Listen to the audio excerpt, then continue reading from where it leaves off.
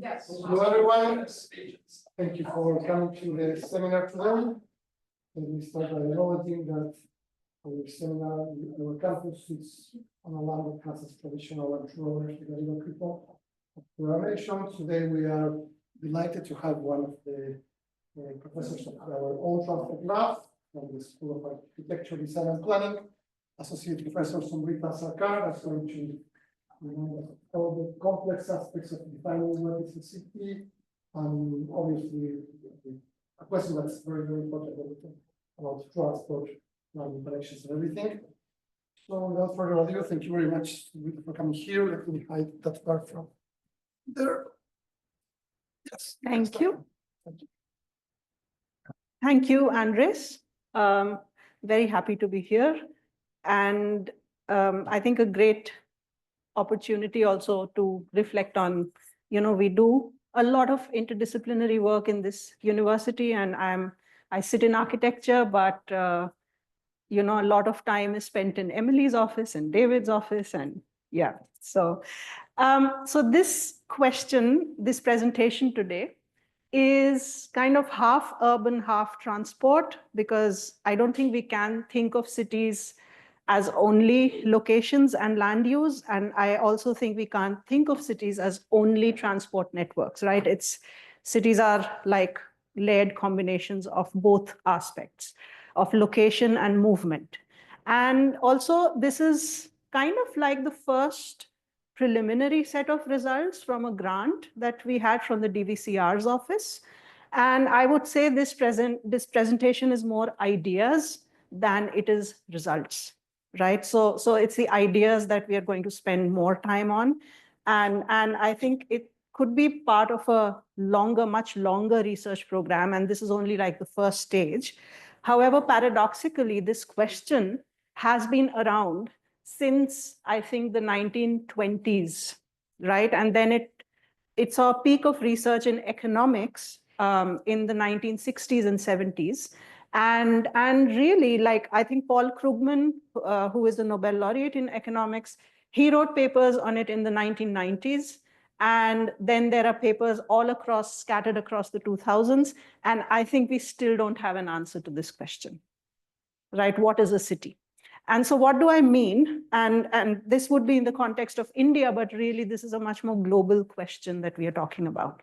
So,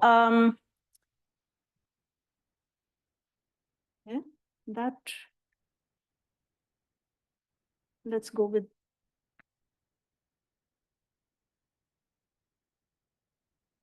Yeah. Okay, so this is Sydney. And if we look at that blue boundary, we can think of this as one possible official definition of what Sydney is, right? And if I go into the Bureau of Statistics, the Australian Bureau of Statistics, the ABS will tell me that this is the Greater Capital City Statistical Area, right? And that is one particular geographic definition. But also, if I change the definition, the very same ABS also says Sydney is a significant urban area, right? And up until 2016, it kind of matched with what we saw earlier. And now in 2021, we see that now all the way up to Newcastle and all the way down to Wollongong is now part of Sydney. So when we do all our analysis, or when we are talking about policy and resource allocation and till where should I extend my railway line, or where should the next bus network go? Am I talking about this Sydney, or am I talking about this Sydney? Right, so it has a practical connotation. Where do I draw the boundary is the question. And notice also the nature of urban growth that we can already see happening here, that there are all of these little settlements, and they are also designated as significant urban areas, right? And notice the size difference, because that would be important. So now let's jump to the Indian context. Now we jump to the capital of India, and that red boundary there is what is the definition of New Delhi. That is known as the capital of India. And if I zoom out a little bit, Now that is another definition of Delhi, and it's called the National Capital Region. And you can already begin to see that all of this growth, even this, so the earlier one that we saw was just about that much, right? And the bigger one is now spread out. And it's actually spread out across many states. So in the middle, we have Delhi. On the top, we have Haryana. On the bottom, we have UP. So it's like 3 or 4 different states that are now part of this region. And already we can see that if I look at actual evidence on the ground of what a city is, you would see all of this growth, which is kind of percolating in all directions. And so really even that red boundary doesn't capture the reality of what Delhi is, right? So where should we draw the boundary? So essentially we are talking about this idea that administrative area definitions are completely inadequate descriptors of what a city is, right? And there could be various ways of defining what a city is, and we will get into that. But first, let's look at where the problem is. Like, why is this such a big problem, right? And what are some theoretical ways of understanding cities? So this is coming from the economics perspective. There's a huge sort of literature on Zipf's law and city size distributions. And this relates to that whole literature on what quantities in nature show power law distributions. So, wealth shows a power law distribution, city sizes show power law distributions. And when we say power law distributions, we mean things like, if I look at the number sequence of 1, 2, 4, 8, 16, just the powers of 2, that's like a power law, right? Because the next number is sort of a power of the previous one. And it relates to this whole idea that, the 4 contains 2 copies of the 2, and the 8 contains 2 copies of the 4, and the 16 contains 2 copies of the 8, but the 8 then contains 2 copies of the 4. So larger entities contain smaller copies of their own cells, repeating over multiple scales, right? And cities are organized like that because if I looked at the US is for a long time, individuals, so what we have is on the x-axis is the log of population. What we have on the y-axis is the log of rank, where the largest city, which is New York, has a rank of 1, right? And the next city, which is Los Angeles, has a rank of 2. And the third city, which is Chicago, has a rank of 3, and so on and so forth. So the nth city in the distribution has a rank of n, right? And then we log it and we plot it, and it comes out as a beautiful straight line, which means there's a power law distribution happening there. And what is intriguing, and that's what Zipf is that forever, New York is the largest city. Los Angeles, which has rank 2, is exactly half, 1/2 the size of New York. And Chicago, which is rank 3, is 1/3 the size of New York. And the 4th city is 1/4, and the 5th is 1/5, and so on and so forth. And that is exactly Zipf. And for ages and ages, individual cities may move in a volatile way up and down, like a small city may become a bigger city and change its rank, but the slope of this line doesn't change. Through the and I've taken data from Australia. This is a Reserve Bank paper, by the way, and it does a pretty good job of international comparisons. But it's intriguing. For Australia, that slope is -0.7, and it has been -0.7 forever, right? Even though we've seen some cities grow large, some cities shrink, and all of this is happening all the time in a very volatile way. But when we plot out this distribution, it always stays the same, right? It's very intriguing. Going back to my earlier discussion on boundaries, like what is Sydney? Is this Sydney or is this Sydney? The problem is when I do one of these plots, when I study city size distributions, my definition of the boundary changes the size that I'm referring to. Yes.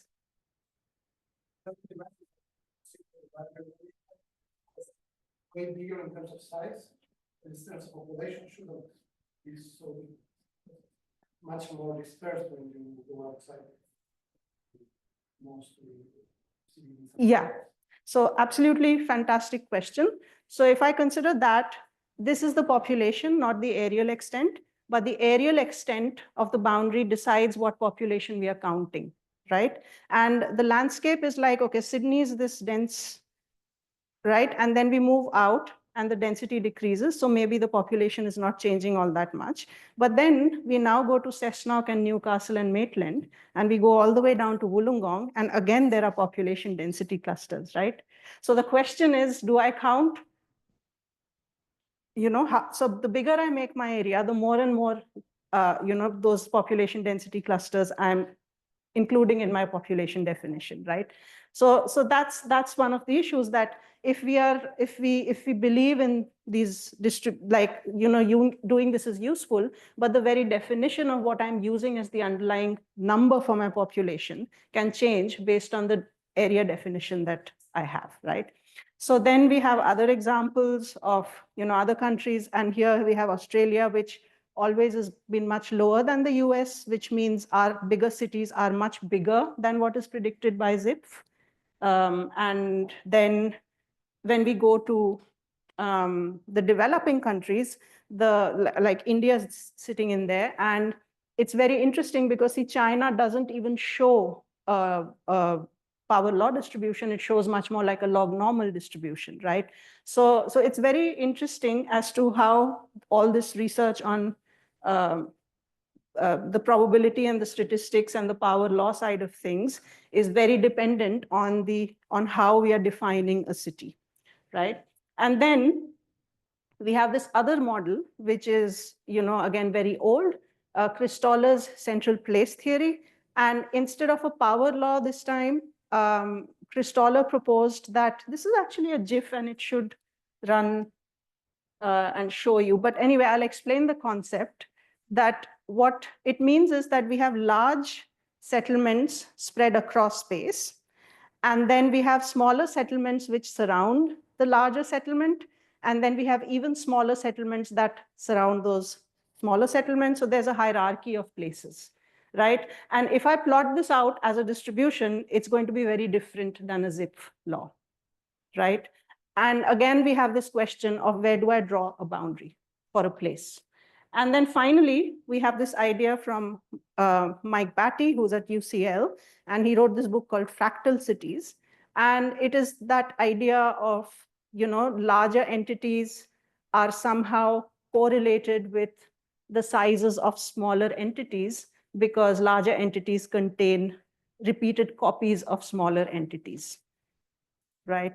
So in all of these different theoretical ways of modeling cities, so basically this is not just descriptions. People have used these ideas to actually model cities, right? And think of design interventions and think of planning interventions and transport interventions. So if we think of these as modeling frameworks, we come back to that basic question of what is the boundary? What is the size that I'm talking about, right? Okay, so how do we define cities and boundaries? And unfortunately, we can't let the question go because we really need to. Why? Because one, the world is really, really urbanizing at a very accelerated pace, right? So the UN predicts that by 2050, we'll have about 9.5 billion people on the planet, and 68% of that population is going to be living in cities. So, everybody's pretty much an urban resident, right? And then we have very important measures which the UN and the national governments use regularly to keep track of a lot of things. Just as an example, the United Nations Sustainable Development Goal 11 has a target indicator which says land consumption ratio. So what is the ratio? What is the rate at which land is being consumed under urbanization per capita, right? And using, city definition ideas, they've defined something called the degree of urbanization, which again goes back to this, classification of urban areas. and defining, what is a big city, what is a medium-sized city, what is a large city, what is a small town, what is a hamlet, so on and so forth. And there's a huge range of size variation. So a small city in India is the biggest city in Sydney, right? So India, like my city in India is Agra, and it would have a population of 5 million, because the largest cities like Delhi and Mumbai have a population of 25, 29 million, right? But 29 million is much more than the population of the entire continent here, which is at 25 million. Like Australian population is about 25, 26 million. And Sydney, which is our largest city, is 5 million, right? So when we change national contexts, it's what is a large somewhere else becomes a very small somewhere else, and vice versa, right?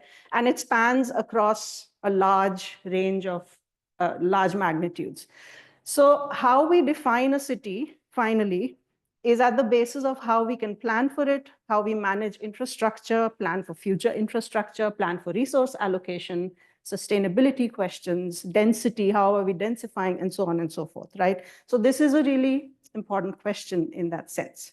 So let's go and jump into India now, and we can see some results after that as to what we did to answer this question.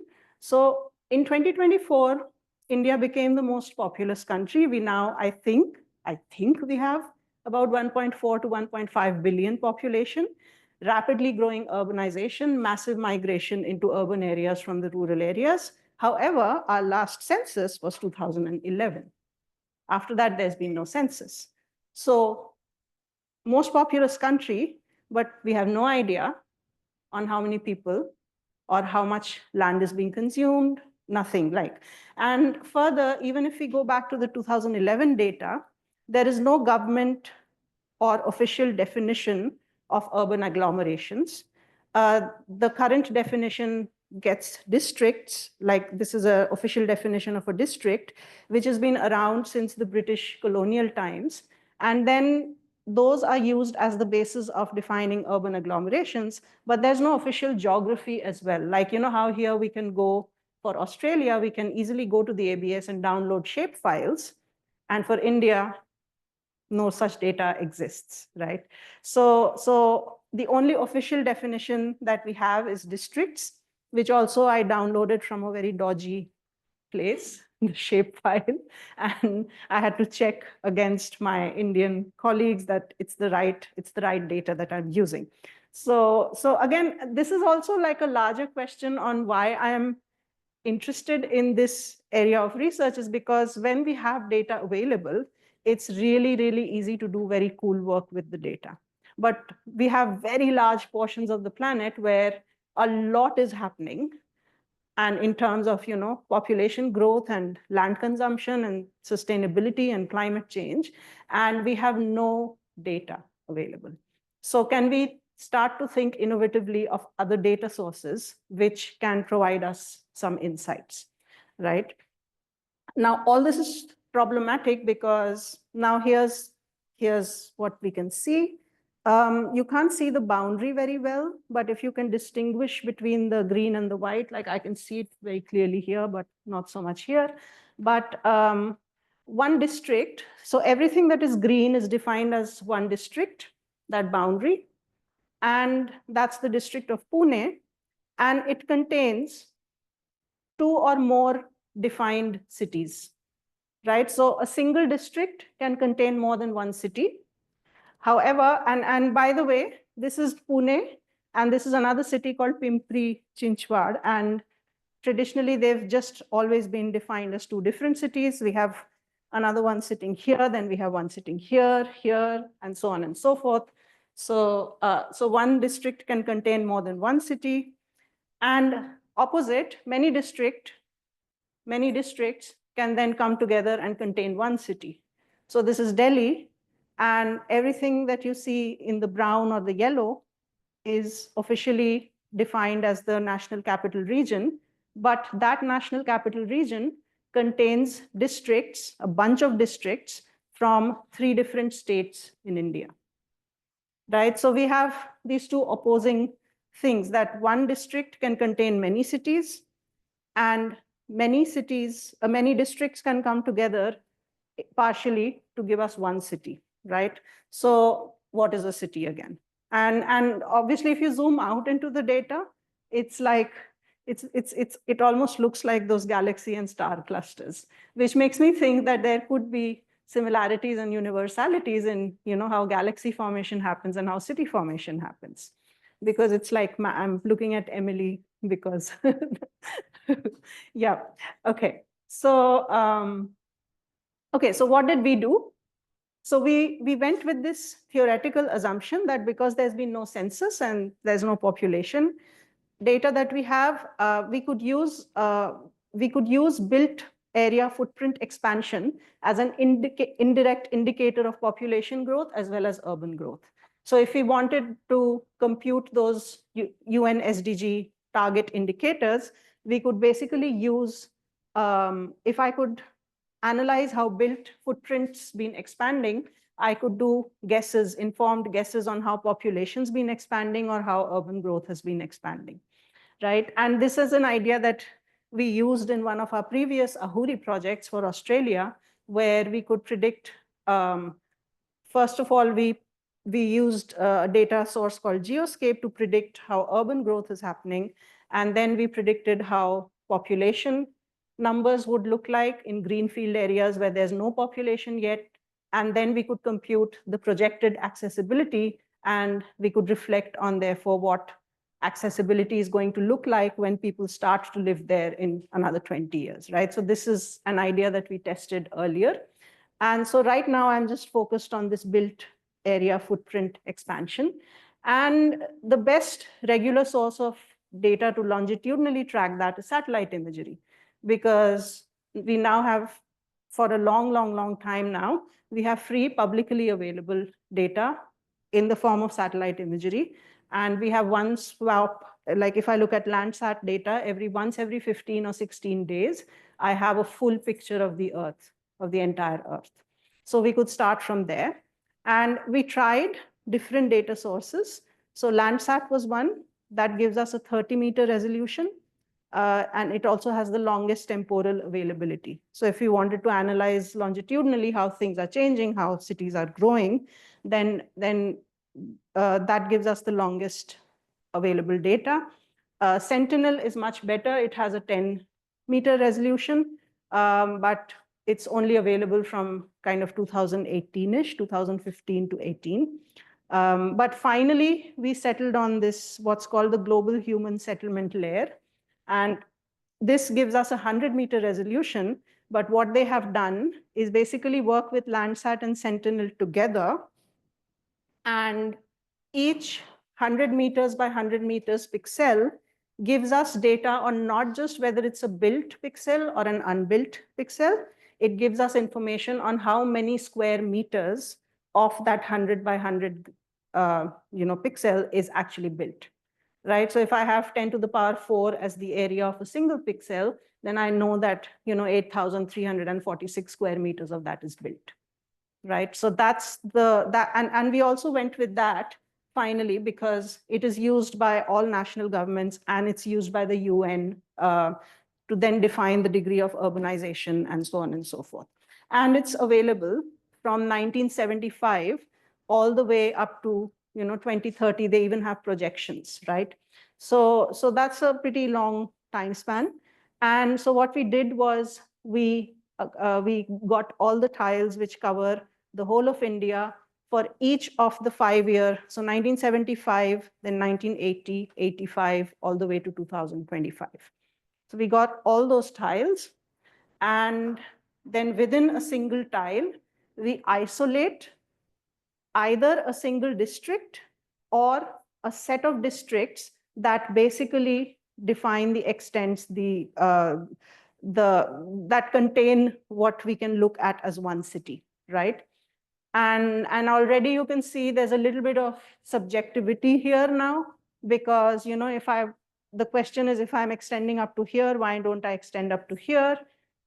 If I'm there, why not include that as well? So so those were the part of the experiments that we did.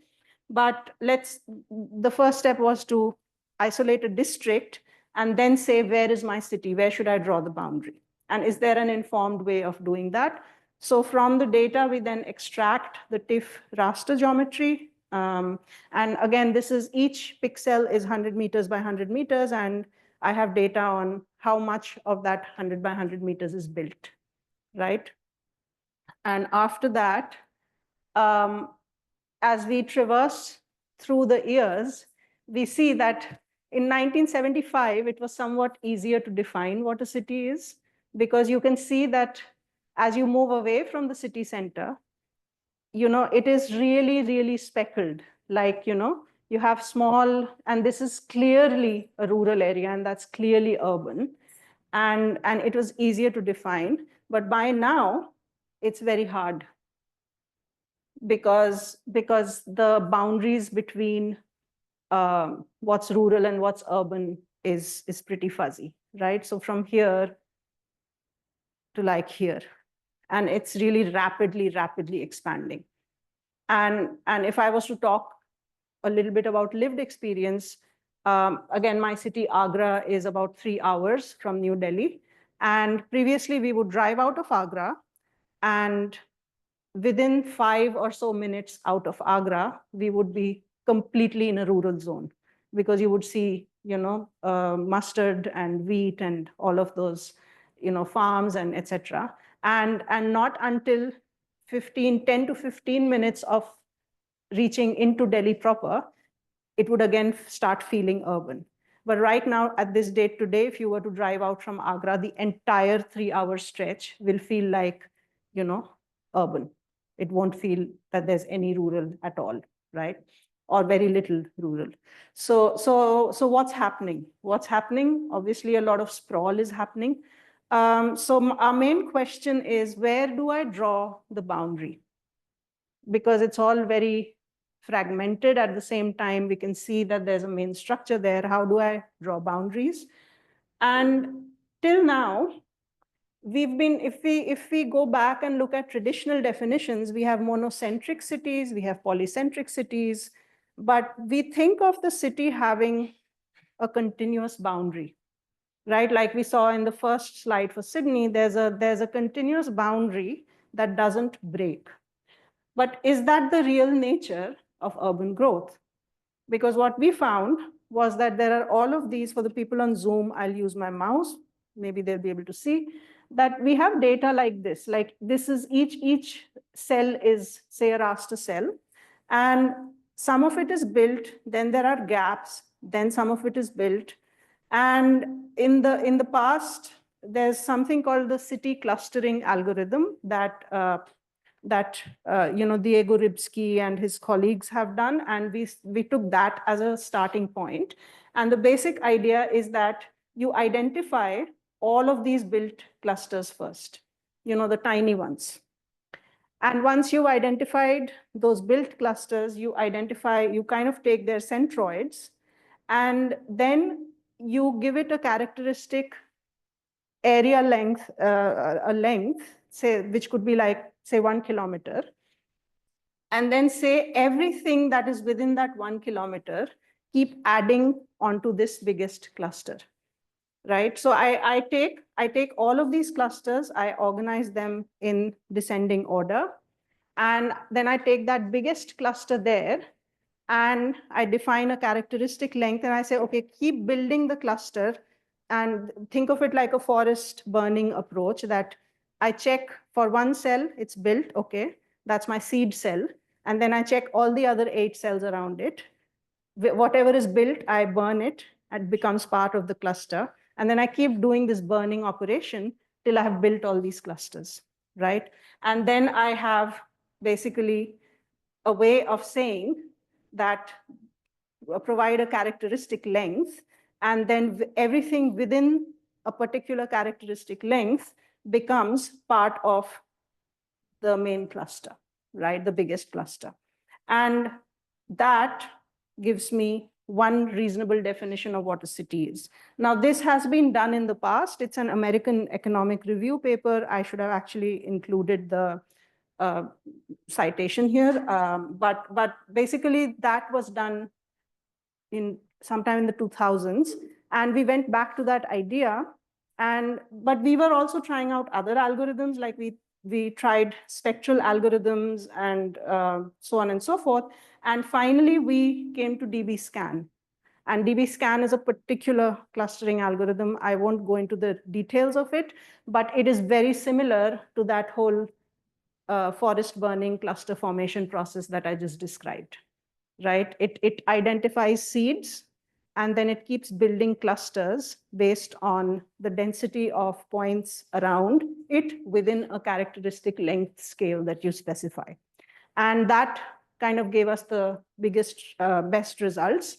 And in terms of what we do next is this idea that we track the biggest cluster size that we get, we track how it's growing over time, right?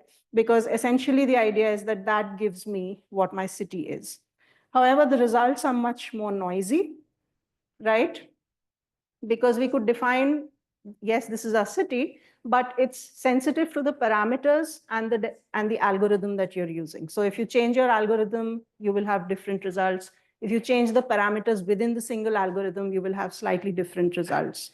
So what we kept doing was these sensitivity tests on silhouette scores and all the other standard measures that machine learning uses. And it turned out that we were getting reasonably good results. And when I say reasonably good, it's my lived experience of, say having lived in Agra or having lived in Delhi, say, okay, that looks reasonable to me, right? So based on that, I have, what I observe is very interesting. I see that for smaller and medium-sized cities, that characteristic length is about 1.2 kilometers. And when I go to my largest cities like Delhi or Mumbai, it becomes about 2 kilometers, right? Yes. So there is a bunch of sensitivity measures. And I haven't included the detailed sensitivity analysis slides here, but at some point, the silhouette score and some of the other tests will tell you where that cutoff point is for the best clustering.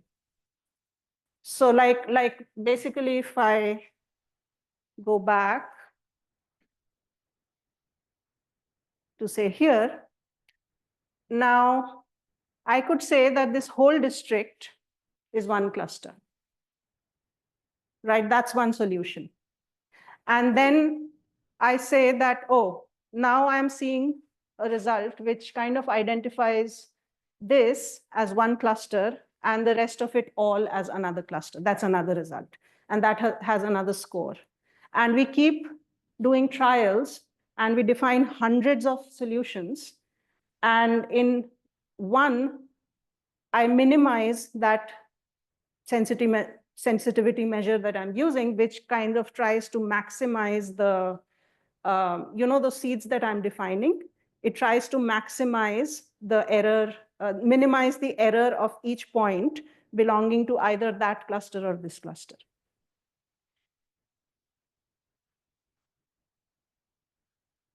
Yeah. So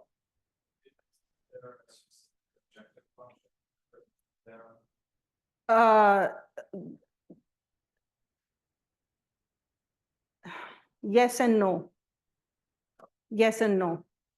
Which is why I said, let me just show the results and then I'll discuss this point.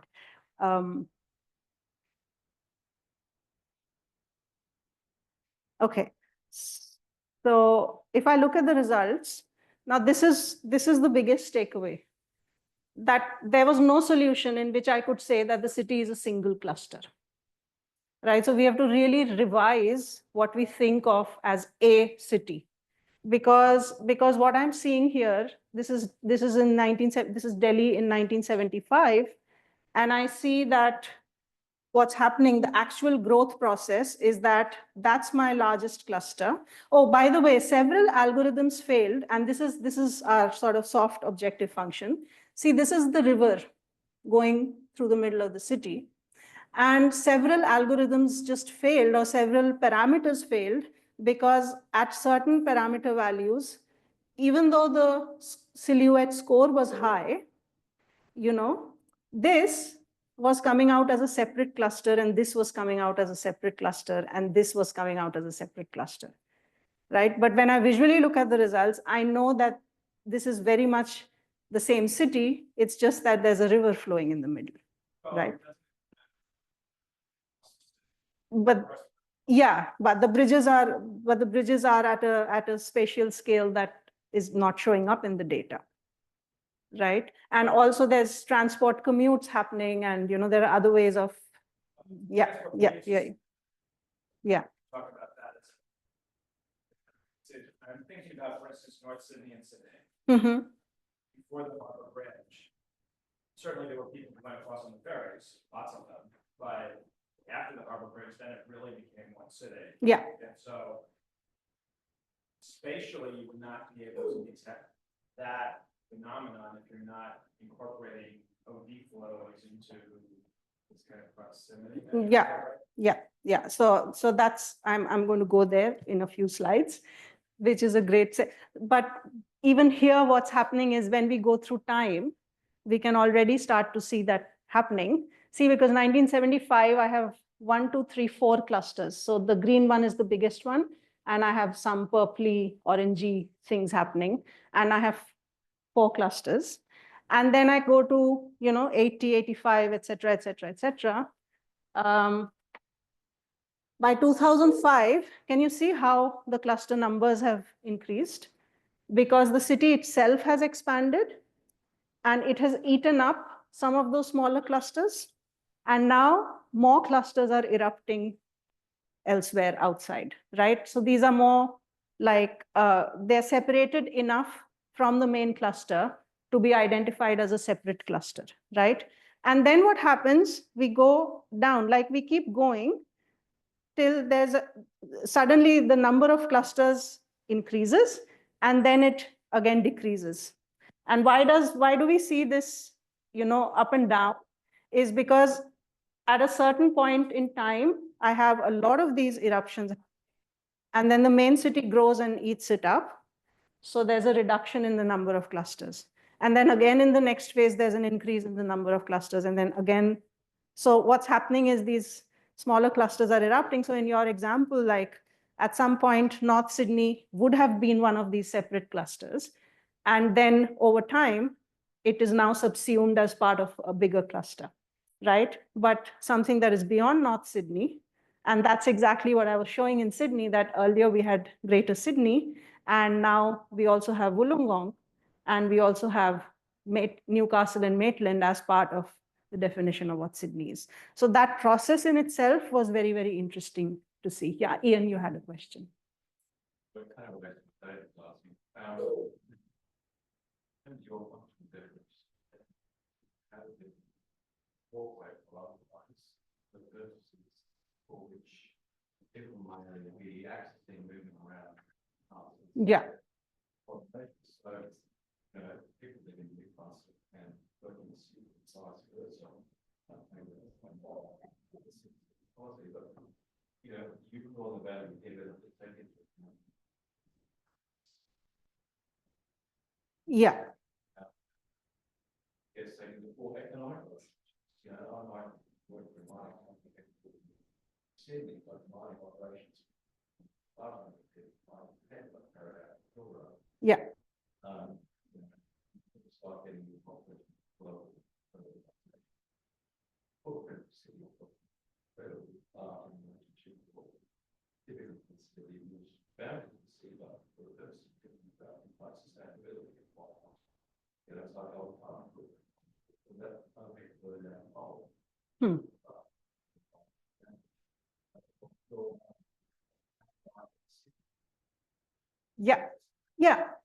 Yeah. So you've summarized my entire presentation, because that was literally my last slide. Okay. So we'll keep going. We are almost towards the end. So one, I see that even when I consider one data layer, a city is not a single cluster. And that in itself is sort of very anti to the way we traditionally define cities, which is like as one entity. So I'm saying that, we can't, there's no reasonable way to say that all of these other clusters surrounding are in any way, not part of Delhi in some sense. And what we are observing over time is what I just described. A large cluster with several smaller surrounding clusters forms this sort of multi-polygon, multi-element system. And as smaller clusters continue to erupt, previous smaller clusters grow and merge or are consumed by the largest cluster. And all of this is very, very much happening along all of the critical transport corridors, right? So how we are thinking of transport connectivity is really a driver for how these clusters are erupting in space. That's what's happening. So should we revisit traditional ways of defining a monocentric city or even a polycentric city, right? And so some of my policy takeaways, and this goes back to some of the points that David and Ian were raising, was that so we accept that administrative area definitions need a very, very thorough redefinition and a redefining, because the extents of a city need to be defined inherently as a multi-polygon, multi-element idea rather than a single element idea. And we absolutely need to consider the role of transport connections as drivers for this whole process. And actively shaping transport connectivity will, so you could, now we are observing what's actually happening almost organically on ground in a context like India. But let's just say in other contexts, we could actually use this as a design idea, as a network design idea. And when we think of services and infrastructure planning and housing and literally all planning, we should think of this agglomerate of clustered growth rather than only the single largest entity in the middle, right? And here I talk of exactly what Ian, you were referring to, is that there are at least 10 different ways in which we could take 10 different data layers and define what a city is. So the first obvious one is, why only 2D built surface area? We should consider density, and we should have the same process, but this time we can reapply the process to volumetric 3D analysis of the built footprint. So not just how much on land, how high the buildings are. And this data exists because the GHSL provides us with that data. So that will probably be the next step of exploiting that data source. Then again, why only built footprint? We consider the extent, density, and structure of transport networks. So remove the built area analysis and now look at only the street networks and the transport networks, and repeat the same sort of clustering analysis on a transport network and see where my city emerges then, or how is it growing. And then why only consider transport networks? Consider accessibility. So it's not just about I have a transport network, but within, this is my 30-minute city now, that I can do the same clustering analysis saying how much from this point in the city, how much can I travel within 30 minutes of choosing this particular mode? What do the clusters look like, right? And that would give me a third definition of what a city is. And then we could look at commuter flow volumes and densities of this flow volume between clusters. So this work has been done by Mike Batty's lab somewhat. They have a paper on this. They define city boundaries by considering how many people, should something be a part of London depends on whether 30% of that population in another distant suburb, 30% or more travel into London every day for work. And if it's yes, then you basically include that as part of London, right? So you look at commuter flow volumes and densities, and that can be the basis of defining boundaries. And also economic growth and its spatial distribution. So just looking at the spatial distributions of jobs and residences, and within jobs, what kind of businesses, occupations, industries, and land uses, and that could be another layer of defining the city. And the hope finally is that you sort of, one of them on its own is not enough, but you could do layered analysis, apply the same clustering process. And the good thing is we do now have a pipeline for performing that clustering analysis. But you take all of these 5 or 6 layers and you sort of superimpose. And then you get to see a really, really, we haven't, that's why I've said it's future work. And I did say it's much more about ideas today, because this is the first set of results that we have from that DVCR project. But I mean, having said that, this is all empirical work. And after that, the science needs to be extended too, because we need to go back and revisit some of those modeling assumptions that we have on cities and see how it all changes. So, and I had one more thing, but I have forgotten what it is. Okay, I'm going to end there. And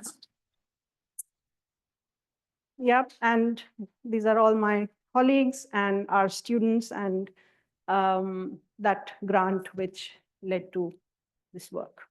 Time for questions?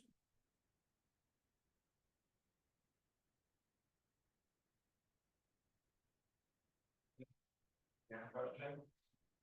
Yeah. So, how does, I could imagine lots of thresholds, which would just give you different numbers of clusters. That's fine. How do you know which one is the best? That's the one. How did you know? What is the criteria for that being the best fit among all of the possible thresholds that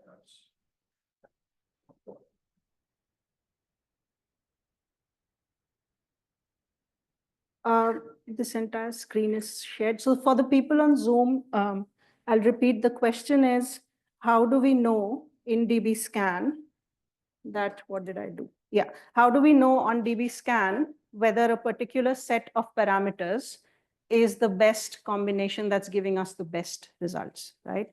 Now the question is, the answer is that when you can span the entire, like if I talk about that characteristic length, like, defining that epsilon, which is the maximum distance for 2 points to be considered part of the same cluster, right? So I could vary that from 0 all the way up to infinity, right? And I say put 0, then literally every point is its own cluster, right? Because I say that within 0 distance, nothing else can be a part of this cluster. And then I start to slowly increase it. My guess is that every country will show a different characteristic length at which the results start to make sense. you say makes sense. Yeah. 500 meters, 750 meters. Yeah. How many thresholds? So the answer is that it's not one number that we are looking for, because if I vary anything between, say, 500 and 750 meters could make sense, but you would see that maybe at 5 kilometers, what you're seeing is completely nonsensical, because it's just saying that at 5 kilometers, everything in the district in your entire data set is one cluster, right? So also I did compute silhouette scores for everything, but the silhouette scores themselves are biased towards circular data patches, which was not relevant in this case because we had very, very irregularly shaped clusters, right? But the answer is that if I even, it doesn't matter that much, because say for Delhi and Mumbai, I used 2 kilometers. By the time I'm going to Calcutta, if I continue to push through that 2 kilometers, what's making sense for Delhi and Mumbai? And here I'm talking about ground truthing. I'm talking about like having lived in these cities, would I consider that, something that's a part of Delhi or not? Yeah. Answer your aesthetic judgment of what's like the city or something. I wouldn't say aesthetic. I would say all of these other questions that we had. aesthetic is not a very nice word, I think, for science, but I think knowledge of, look, I don't have accessibility data for India. I don't have economics data for India. I don't have commuter flow volumes and densities for India. But I do know that living in Delhi, absolutely, do people travel from Faridabad, which is a different state, to Delhi to work every day? Absolutely, yes. Does the metro extend? Absolutely, yes. Do people live in Gurgaon and travel into Delhi? Absolutely, yes. Right? So should I trust a solution which gives me a slightly higher silhouette score, but puts Gurgaon and Faridabad into two different clusters? Would I trust that solution with all of this back-end knowledge? Probably not. Right? But having said that, my main point was that if I,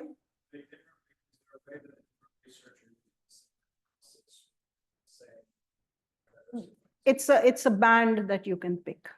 So anything between 1.2 and 1.5 is giving you reasonably the similar sort of clustering. But if you, at some point, you go to 2.5, 3, 3.5 kilometers, 4 kilometers. So pick any solution in the range of, say, 1.2 to 1.5 kilometers. But I know that by the time I'm up to 2 kilometers, the results don't make sense in that sense. Right? And I'm not saying that we have the final answers. Right? It's a process. And even discovering, building this qualitative feel for it, just playing around with these parameters has been a very interesting process. And I'm saying that in the future, if we start to put in more of those information layers, then we might actually be able to define an objective function. But even there, I would say that we won't have one answer. I think we would have a range within which all the solutions are sort of all equally, more or less the same sort of objective value. Yeah.